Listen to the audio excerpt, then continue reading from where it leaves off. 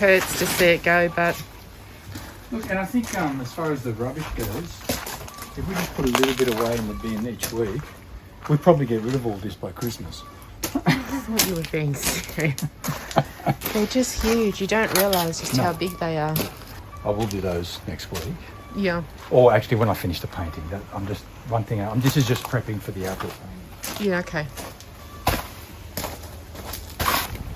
Which ones? Oh, yeah, babe.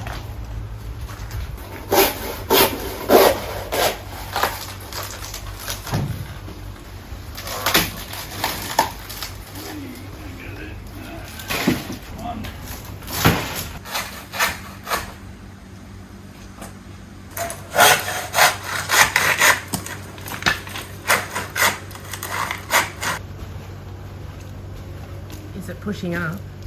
It's not pushing it.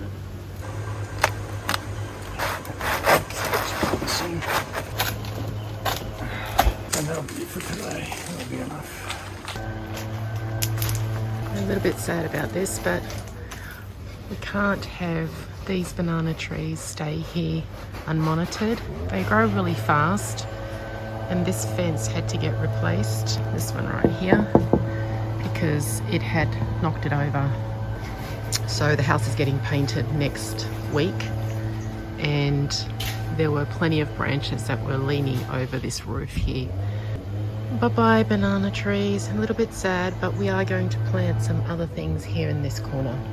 Maybe a lime tree, I'm thinking. That could be nice. A fruit-bearing perennial.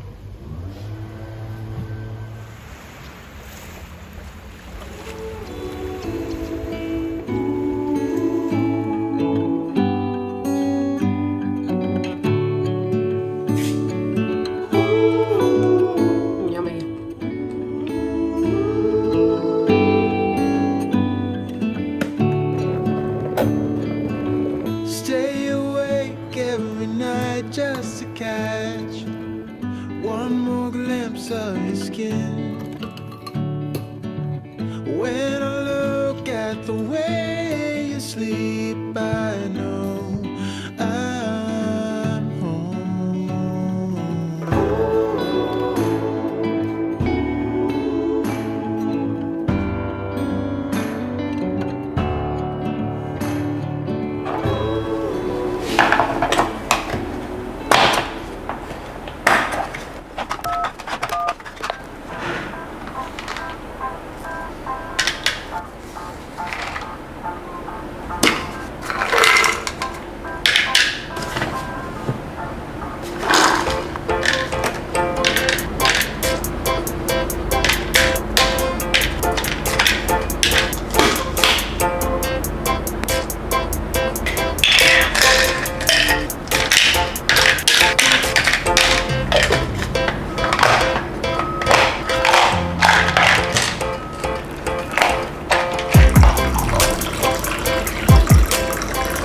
I haven't been taking my supplements.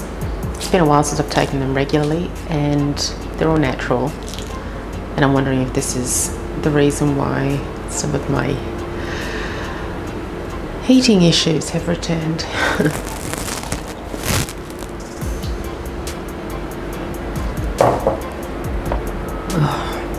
Let's put these in here.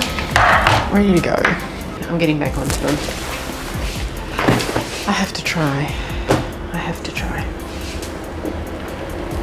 So, having sorted out my hormones, I wanted to get back to tackling the pantry and eating through some of our foods before we have to hit the road. I had some polenta, and so I'm heating up here some stock before I slowly start to add the quick cook polenta that I've bought. Now this stuff cooks really, really quickly, and so on a low heat, and as the stock has simmered, you just slowly and continuously pour in the polenta and you continue to stir. You've got to have everything on hand to flavour it because it will cook quite quickly. I had some Parmesan cheese here, and so I've added that. You could absolutely use nutritional yeast if you are dairy free. Stirring and keeping an eye on it. I've then popped in some butter. You could use ghee, and really after that it's up to you how you want to flavour it. I've popped in some herbs. Now, I'm not really sure what herbs they were actually. I'm trying to think about that, but you could really use anything that you like. I've added also some pepper. I don't think I put any salt into it. You can. I think I was kind of happy with the other stuff that I'd put in. Now you've got to watch it. This stuff will cook quickly.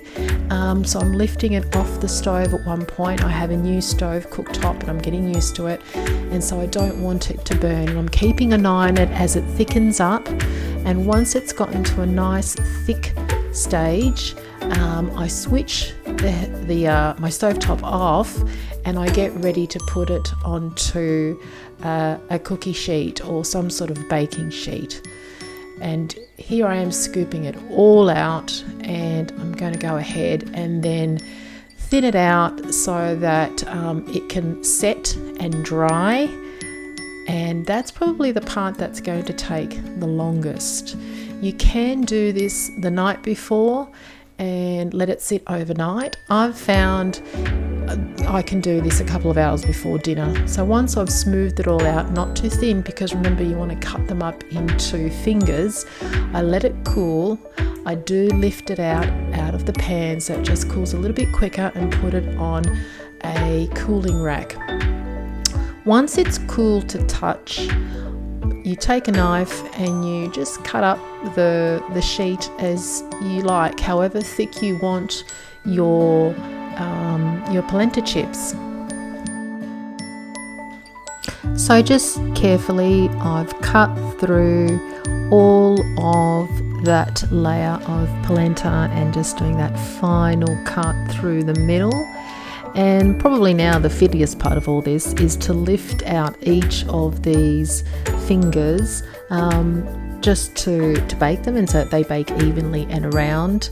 I haven't actually ever tried baking it once it's been cut. I don't see why you couldn't do that. I've just done it this way, but I'm sure you could just leave it like that. I don't know if they would stick. Either way, I've cut them and I've one by one, or not necessarily one by one, but I've scooped them out and spread them out as evenly as possible onto two separate trays. Once that is done, I get a spray bottle with some olive oil, extra virgin olive oil, and I just spray them up just to get them nice and crispy. I had some garlic granules and I popped them on top. Probably in hindsight not the best because they can burn. That's just what I had on hand.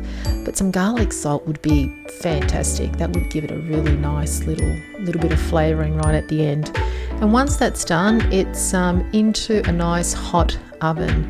Now, you know, everyone's oven is different. I like to start with a really, really hot oven. I think I may have started with 220, but then I would have definitely turned them down. Now, you turn them down and they cook slower. If you want to cook them on a higher heat, you just have to watch them. I had some rice and some veggies that had also gotten together. So we were good to go. Yeah, there's Rob. He was pretty stoked waiting for the food. I'm just popping them into the microwave. I love having that microwave at the bottom of the kitchen shelf. It's fantastic. Of course, you need a glass of wine to go with your dinner. And I like this organic wine because it doesn't give me a headache. Anyway, so out come the polenta chips. But they're not ready yet. They look ready. But I pull them out and I do turn them over so that they just toast up evenly on each side. Yes, it can be a little bit fiddly to do, but I just find it's worth doing, and it just gives you a nice crunchy finish all around them. The only thing left to do is to plate them up and enjoy them. We love them with some tomato chutney, but you can use any sauce really, mayo, whatever you like. Now, Rob does not like polenta, but he loves these polenta chips. Try them out. Could be a hit.